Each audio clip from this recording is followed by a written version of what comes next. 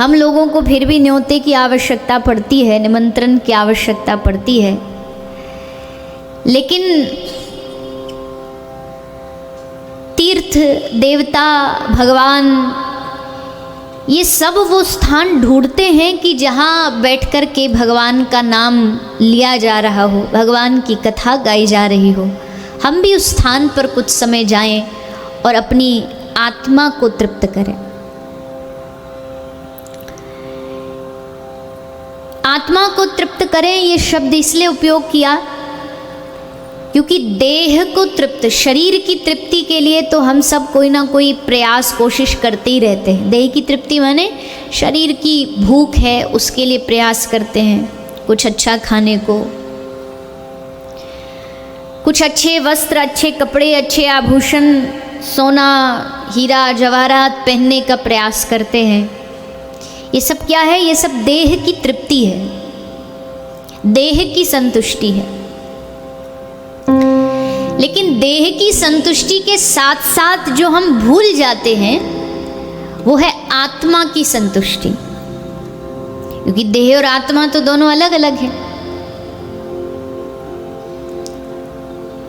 देह अलग है, आत्मा अलग है, और ये बात हमको अनेक बार संत महापुरुष याद दिलाते हैं कि देह अलग है, आत्मा अलग है। आप देह नहीं हो, शरीर का परिचय देह नहीं है, आत्मा अलग हो जाती है। इसलिए तो देह की फिर आत्मा के जाने के बाद कोई वैल्यू नहीं रहती। तो आत्मा की जो तृप्ति है वो कहाँ से होगी? देह की तृप्ति के लिए तो मार्केट में बहुत सारी चीज़ें अवेलेबल है, भोजन, खाना, पहनना, ये सब देह की तृप्ति के लिए बाजार में मिल जाएंगे। और आत्मा की तृप्ति के लिए क्या है? बोले आत्मा की तृप्ति के लिए है सत्संग। ये आत्मा का भोजन है, ये आत्मा का आहार है, ये आत्मा की डाइट है। बिना इसको लिए आत्मा हमेशा असंतुष्ट रहती है। असंतुष्ट मतलब उसको कभी भी संतुष्टि नहीं मिलेगी, कभी भी तृप्ति नहीं मिलेगी। कुछ ना कुछ मन में चाह बनी रहेगी। अब वो चाह किस चीज़ की वो समझ नहीं आती। चाह लगती है कि शायद संसार की कोई चीज़ मांग रही, पर वो चीज़ मिलने के बाद भी तृप्ति नहीं हुई। इसका मतलब आत्मा को कुछ चाहिए जो हम नहीं दे पा रहे। और आत्मा को क्या चाहिए? आत्मा को चाहिए आहार के रूप में भगवान का सत्संग, भगवान का नाम। और ये सत्संग इसलिए हमारे जीवन में आता है, जीवन का रूपांतरण। देखो इस दुनिया में अलग अलग जीवों की वैरायटीज हैं। पशु है, पक्षी है, मानव है, देव है, दैत्य है। लेकिन इस दुनिया में इन सारी योनियों में अकेला एक मानव है जो अपने आप को रूपांतरित कर सकता है। मतलब अपने आप को कुछ ना कुछ चेंज कर सकता है, कुछ एडवांस आगे कर सकता है, कुछ ट्रांसफॉर्म कर सकता है, बदलाव ला सकता है। पशु ये नहीं कर सकता है। किसी शेर ने आज तक चाहा कि मैं चांद पर चला जाऊं, लेकिन मानव चाहता है और चाह करके फिर कर देता, पहुंच जाता। किसी घोड़े ने आज तक नहीं चाहा होगा कि मैं शहर जाकर कोई नया बिजनेस चालू करूं, पर एक मनुष्य सोचता है कि नहीं मैं शहर जाऊंगा, पैसा कमाऊंगा। मतलब उसको कुछ रूपांतरण चाहिए, उसको कुछ बदलाव चाहिए, कुछ नया सीखना है। तो ये रूपांतरण की जो भावना आती है ना, ये मानव में ही आती है। कुछ बदलाव, वो बदलाव आए कहाँ से? उसके लिए भगवान ने हमारे जीवन में सत्संग दिया है, भगवत कथा दी है, हरि कथा दी है।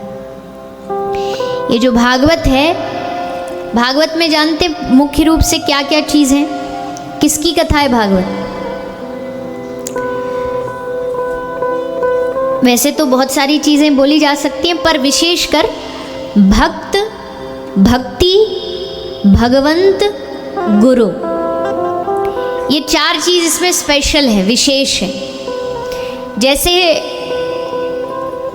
कोई ग्रंथ पढ़ोगे उसमें भगवान ही भगवान की बातें हैं, कोई ग्रंथ पढ़ोगे उसमें भक्ति भक्त की बातें हैं, कोई ग्रंथ पढ़ोगे उसमें ज्ञानी ज्ञान की बातें हैं, कोई ग्रंथ उसमें भक्ति भक्ति की बातें, पर श्रीमद् भागवत सबका मिक्सचर है। यहाँ भगवान की भी बातें हैं, यहाँ भगवान की भी कथाएं हैं, यहाँ भगवान के भक्त की भी कथाएं हैं। जितने भी भगवान के भक्त हुए सबकी कथा सुनाई जाती है। गुरु यानी मार्गदर्शक कौन है हमारे जीवन में, उसकी महिमा बताई जाती है। और भक्ति तो विशेष है ही। श्रीमद् भागवत पाकर के भक्ति का ज्ञान मिल जाए तो वही तो वास्तविक भागवत जी हैं, वही तो भागवत का श्रवण पान है। अच्छा, कितने लोग यहाँ ऐसे हैं, जरा हाथ उठा के बताइए, जो पहली बार भागवत सुन रहे हैं? अच्छा, मतलब कुछ न्यू एडमिशन है, कुछ पुराने हैं।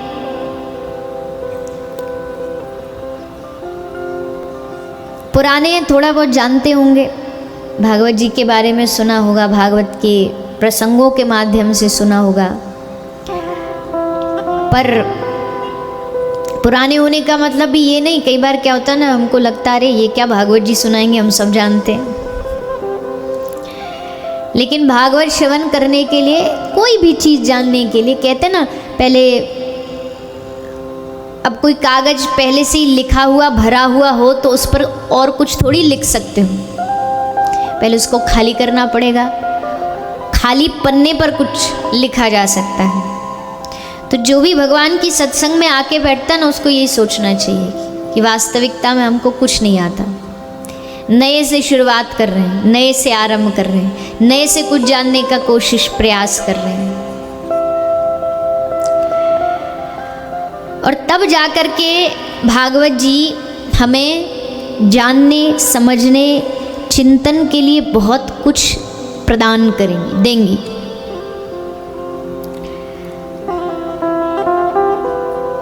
श्रीमद् भागवत जिसको परमहंस संहिता कहा गया है, परमहंसों की जो वाणी है, श्री सुखदेव जी की जो वाणी है, श्री व्यास जी की जो वाणी है, श्री सूत महर्षि की जो वाणी है, वो सब भागवत के एक एक शब्द में हमें औषधि के रूप में, दवाई के रूप में हमारे कान में पिलाई जाती है। जैसे बचपन में गुट्टी पिलाते हैं ना, पोलियो वाली, विकलांगता से बचने के लिए, किसी प्रकार की विकलांगता ना हो, डिसेबिलिटी ना हो, उसके लिए पोलियो की ड्रॉप पिलाई जाती है। तो हमारे जीवन में विकलांगता ना हो, इसलिए ये भागवत जी की सत्संग रूपी ड्रॉप पिलाई जा रही है। विकलांगता किस चीज़ की बोले? बहुत सारी चीज़ हो सकती है। आदमी विकलांग यही नहीं होता कि पाँव से विकलांग है, हाथ से विकलांग, कई सारी विकलांगता ऐसी है जो हमें दिखाई नहीं देती है। कोई आदमी द्वेष से भरा हुआ हो, ये क्या, ये उसकी विकलांगता है। कोई आदमी क्रोध से भरा हुआ, ये क्या, ये उसकी विकलांगता है। तो ये विकलांगता जो नहीं, अदृश्य है, जो दिखाई नहीं देती है, उनका भी जो नाश करती हैं, वो श्रीमद् भागवत जी। कि इसके महत्व को समझ लो, इसके महत्व को जान लो। ले महत्व तो हम जानते हैं, हमको पता है महत्व तो, ले पता होने के बाद भी, कई बात पता होने के बाद भी दिल में बैठती नहीं है। वो बैठती कब है? जब बार बार बार बार बार बार उन्हीं विषयों पर चर्चा होती है, उन पर बातें होती है, तब जाकर के वो मन में बैठती है।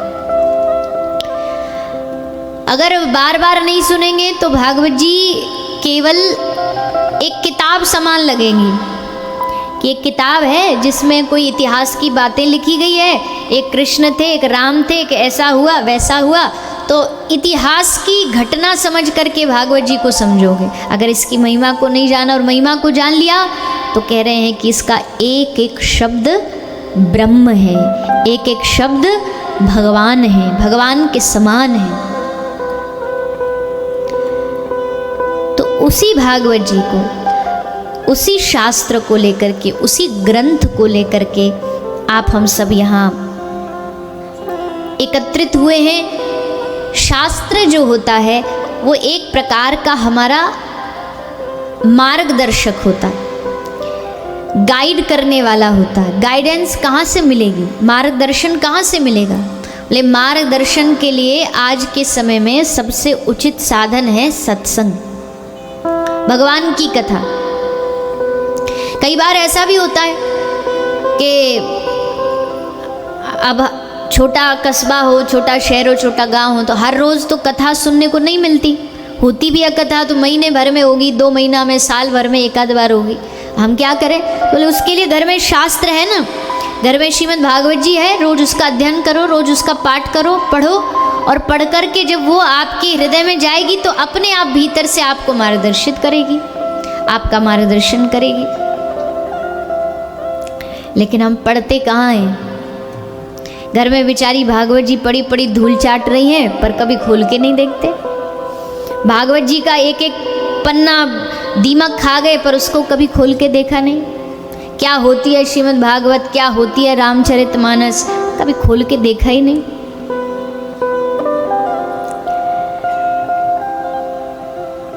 तो अगर जीवन में शास्त्र नहीं होगा, या तो पाठ नहीं पढ़ नहीं रहे, या किसी के मुख से सुन नहीं रहे, तो जीवन में अशांति का अनुभव होगा। बोले हम तो सत्संग सुनते हैं, उसके बाद भी कुछ शांति संतुष्टि नहीं मिल रही। तो बोले या तो हो सकता है कि तुम गलत तरीके से सुन रहे हो, या गलत व्यक्ति के मुख से सुन रहे हो। अब उल्टी डोज लोगे तो कहाँ से चीज़ ठीक होगी? लग तो रहा भाई हम तो दवाई खा रहे हैं, हम तो मेडिसिन खा रहे हैं, लेकिन कैसे?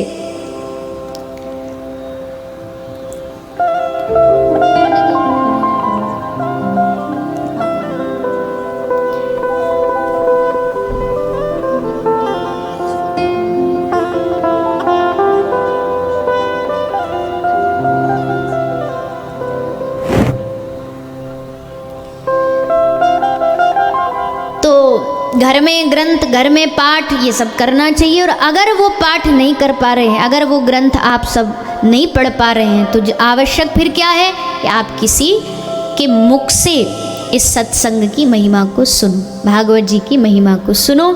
ये हमारे मन को शुद्ध करने का काम करेगी, क्योंकि तन की शुद्धि होती है स्नान से। तन काय से शुद्ध होता है? क्यों नहाते हैं रोज? ताकि तन शुद्ध हो, जल ऊपर शरीर पर जाएगा। अब वैसे तो ठंडी अब पड़ना शुरू हो गई, कुछ लोग तो ऐसे होंगे जो पानी को देख करके रोज ड्राई क्लीन ही करेंगे। पर भैया जब तक स्नान नहीं करोगे ना, तो देखो सेवा नहीं कर सकते, ठाकुर जी का भोग नहीं लगा सकते, नाम जाप नहीं कर सकते। अब कोई किसी को बीमारी हो गई है, शरीर काम नहीं करता तो अलग बात है, नहीं तो पहला काम, सबसे पहला दिन की शुरुआत में काम ही यही होना चाहिए, पहले स्नान होना चाहिए। पहले नहाओ, पहले स्नान करो, उससे शरीर शुद्ध होगा। तो तन की शुद्धि स्नान से। धन की शुद्धि, धन कैसे शुद्ध होता है? नहीं पता? पता है तो बोलो ना फिर। धन की शुद्धि दान से। बोले हम जो किसी के परोपकार में लगा देते हैं, सेवा में लगा देते हैं, उससे धन हमारा शुद्ध होता है। तो तन की शुद्धि होती है स्नान से, धन की शुद्धि होती है दान से, और मन की शुद्धि होती है भगवान के ध्यान से, भगवान के चिंतन से, भगवान की कथा के चिंतन से, भगवान की लीलाओं के चिंतन से। उससे मन की शुद्धि होती है, मन की पवित्रता होती है। तो अभी यहाँ पर एट प्रेजेंट में जो चल रहा है, हमारे मन की शुद्धि चल रही है। जितना जितना व्यक्ति बैठ कर के भगवान का नाम उच्चारण करेगा ना, उतना ही उसका मन भगवान के नाम के द्वारा शुद्ध होगा। कोई ये कहे हम अपने मन को शुद्ध कर देंगे, वो नहीं कर सकता है, लेकिन मन शुद्ध होगा भगवान के नाम से, भगवान के चिंतन से, भगवान की कथा के श्रवण से। तो आप सभी, हम सभी मिलकर के 7 दिन तक अपने मन, अपने चित्त को भागवत जी में लगाएं, भागवत जी को समर्पित करें। मन यहाँ होना चाहिए, ऐसा नहीं कि बस तन ही तन, बॉडी बॉडी यहाँ बैठी है। होता ना अक्सर, शरीर तो यहाँ बैठा होता है, तन तो यहाँ बैठा होता है, और मन कहीं ठेले पे खड़ा खड़ा गरम गरम शकरकंदी खा रहा होगा, मूंगफली खा रहा होगा, अरे काश ये मिल जाता, कुछ चटपटा खाने को मिल जाए। कई लोगों को कथा में बैठे बैठे भी गोलगप्पे याद आते हैं। अब जिसके भीतर जो होगा उसको, वो किसी को खाना याद आता है, किसी को घर याद आता है। कोई पुराने विचारधाराओं वाली होती है ना कुछ मैया सासू माएँ, वो अगर कथा में आ गई और बहू को घर में अकेले छोड़ाई तो उनको ये चिंता सताती रहती है, पता नहीं तिजोरी विजोरी खोल के कुछ निकाल ना ले, कुछ मायके ट्रांसफर ना कर दे, कुछ पहुंचा ना दे। तो किसी को बिजनेस की चिंता होती है कि भाई दुकान पे पता नहीं वो छोटू को छोड़ के तो आए हैं, काम संभाल रहा होगा कि नहीं, काम चल रहा होगा कि नहीं। किसी को व्यापार की चिंता, किसी को व्यवहार की चिंता, किसी को प्यार की चिंता, सबको अलग अलग प्रकार की चिंता हो सकती है। लेकिन सच्चा श्रोता कौन? जिसकी सब चिंता छूट करके यहाँ बैठ करके भगवान का चिंतन आरंभ कर दे, भगवान का स्मरण आरंभ कर दे, भगवान को विचार आरंभ। नहीं तो फिर चिंता तो है ही दुनिया। यहाँ से निकलते ही लिफ्ट में बैठ के नीचे पहुँचोगे ना तो तुरंत अपनी फिर जीवन में चिंता ही चिंता है सबके। कम से कम इतना यहाँ जो बैठे हो इतनी देर, यहाँ तो इतनी देर चिंता से मुक्त हो जाओ। इतनी देर यहाँ बैठ करके तो कम से कम आनंद से जी लो, क्योंकि इसके बाद तो सचमुच चिंता ही चिंता है। ये ऐसा क्यों हो गया, वो वैसा क्यों हो गया। एक महापुरुष कहते थे और भी कुछ नहीं तो आजकल तो जमाना ऐसा है, लोगों को वजन की चिंता है। जिसका बढ़ गया उसको घटाना है, जिसका घटा हुआ उसको बढ़ाना है। बढ़े वाले घटाने में लगे और जिनका घट गया वो बढ़ाने में लगे। तो किसी को वजन की चिंता है, मोटे हो गए तो पतले हो, पतले हो तो मोटे हो।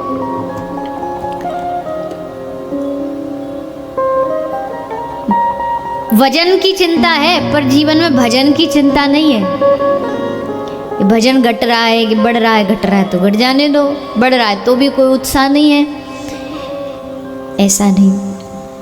ये कथा भगवान की ओर ले जाने का मार्ग है। ये कथा भगवान से जोड़ने का मार्ग है।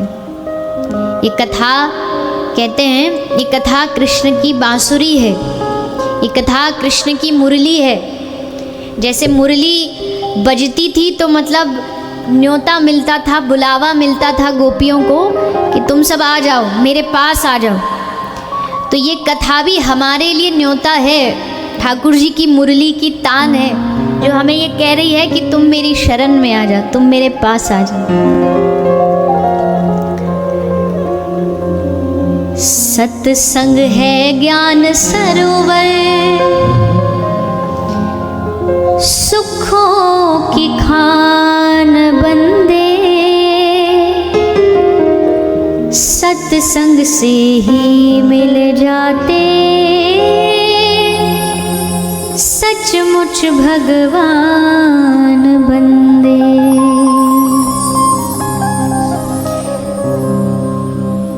सत्संग है ज्ञान सरोवर, सुखों की खान बंदे, सत्संग से ही मिल जाते सचमुच भगवान बंदे, सचमुच भगवान बंदे। सत्संग है शबरी मीरा नरसी की तान बंदे, सत्संग तो है मोहन की मुरली की तान बंदे। तो इस सत्संग के माध्यम से ही हम सभी, दुर्लभ है जिसको पाना, तपोबल के जोर से वो बंधे चले आते हैं सत्संग की डोर से, सत्संग रूपी डोर से ठाकुर जी खींचे चले आते, बंधे चले आते। वो सत्संग अगर हमें प्राप्त हुआ है तो इसका अर्थ है ये भगवान की हम सब पर कृपा है। बिन कृपा के ये सत्संग मिलना भी सहज नहीं है। मिल भी जाता तो मन नहीं करता जाने का, मन कहता है दुनिया में और बहुत काम है, वो सब कर ले, क्या करेगा वहां जाकर के 3 घंटा बेकार में अटक जाएगा। और उसे ये नहीं पता यहाँ अटकता नहीं, बल्कि जो पूरा जीवन अटका हुआ उसे सुलझाने का काम भगवान की कथा करती है। सत्संग कोई टाइम पास वाला विषय नहीं। कुछ लोग इसलिए बोलते चलो काम धंधा नहीं तो चलो टाइम पास ही कराते सत्संग, आइए भले टाइम पास के लिए, लेकिन यहाँ आकर के जब भगवान की कृपा का रस लगेगा ना तो फिर टाइम पास छूट जाएगा, फिर और कुछ मिलेगा, भगवान की कथा चाहिए, भगवान का नाम चाहिए।